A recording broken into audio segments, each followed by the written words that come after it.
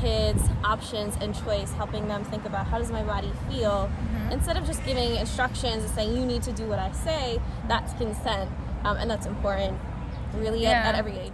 Hi, so here we're still at the Consent Fest in Philadelphia, and now I found Betsy Weiss, who's going to talk with me about consent and how it relates to children and teenagers. Sure, I'm Betsy Weiss. I've been an educator in Philadelphia for 12 years. I'm actually right now in a program to become a trauma counselor and art therapist. And I'm here with Educators for Consent Culture. Cool. And you brought some books. I thought maybe we can share them. So we've done a reading series. We actually started it during the time of COVID when we couldn't be in person. Focus is really on working with educators and parents. So we wanted to give resources that could be really accessible. So we brought a few of those books with us today. The Power of Consent is this fantastic book. It talks not only about consent as thinking about relationships, it also talks about bodily autonomy, talking about identity, and helping kids think about themselves and others. And we also have this book, Love Your Body. I love this one. I actually read it with my foster son. That helps think about every body is a good body, amazing things your bodies can do. I just saw that it's not just talking about like genitals or something like this, right? It's just talking about what my hands can do or something like this, right? Like the entire body. And absolutely. So I mean, is it any way addressing sexuality at all, specific, explicitly as well, or is it more? It really like it talks about puberty and some of the changes that happens in your body, but it's all about every body is a good body. What can our bodies do? How can I love all these parts of me? How can bodies be different? Maybe have different abilities, different looks, different colors, different shapes, and still find something good. And how do we love ourselves in a world where that's hard to do? We get a lot of messages about not loving ourselves. So how can we be our own best friend? I love this book. I read it with my 6-year-old son. So it's great, even though it focuses on maybe a more femme body. I think it's great for any gender identifying people. Amazing. We have the book TShirt Dragon, Body Safety, thinking about what kind of things you can decide about touch, knowing what you're okay with, making sure you're talking with kids about touch and not creating any shame around bodies. And then this might not seem like a consent book, but I really think it is. The Rabbit Listen, thinking about people, how we want support. And that's something we talk about in our trainings with educators and parents and teachers, is how to create consent culture. So again, not just thinking about sex education, sexual relationships, but how consent can be a part of every day. It should be a part of the classroom, the family, really our communities. Can you give an example how that would be done to build this kind of culture? So we talk about teachers about, we talk with elementary and high school. So I think elementary might be is consent really, does it belong in elementary schools?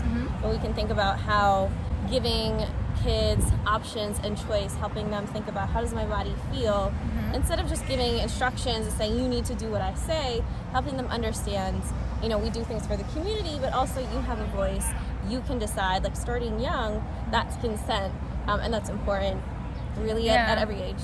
I think especially for children, right, it's often not very respected, right? Because we're be nice and be polite and encouraging kids that you can say no, that you can think about what is your inner voice listening to that, and helping teachers to understand you can still have structure and help kids stay safe, but have a voice and understand that they can communicate within a classroom. And then becoming, as kids get older and get into high school, helping empower them to talk about pronouns, to talk about identity, to recognize the things that I want might not be what someone else wants. I can communicate and I can accept when someone says no. So really working on what does it mean to be disappointed? That's okay, but also how do we accept that? How do we demonstrate that as educators?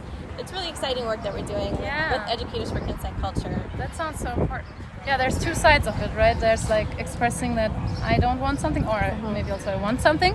And on the other hand, the one who's the recipient of my boundary, right? And who has to deal with the fact that I'm saying no, right? Accepting no. Then we also talk with teachers about how to incorporate this into their curriculum to make sure that we're representing and lifting up voices that don't get heard. That's a part of consent too. Making sure that the systems of white supremacy, of misogyny, that we're really listening to voices, and making sure that all people, even within misogyny, men can get abused, things like that, hearing those voices So it's super important work. It's complex. There's a lot that we talk about. Yeah. Well, I want to stress what you just said about boys and men, because I think we sometimes forget about that, and I think it's very stigmatized for men to talk about this, and they might never come forward. Yeah, definitely. We want to make sure we're not making assumptions based on how we see people and their identity. To know that anyone can experience rape culture affects everyone, and so we all need to be a part of building consent culture and identifying what rape culture means that affects men also. Yeah. So when we talk about rape culture a lot is that people can take things, that people have power over others. We see it in harassment in the street. I think it's really embedded in white supremacy culture, that we see sort of a better than others, I get to be in charge. And it happens in our schools, unfortunately. It's really embedded, this sense of I can make comments about other people's bodies, they should give me what I want. And instead of just saying not to take rape culture away, we really want to build consent culture. Yeah. So making sure we're always checking in, we're respecting other people's bodily autonomy, not telling them what to do with their bodies, and communicating. Yeah. And I think that's what I like about this consent fest today, that it's very positive.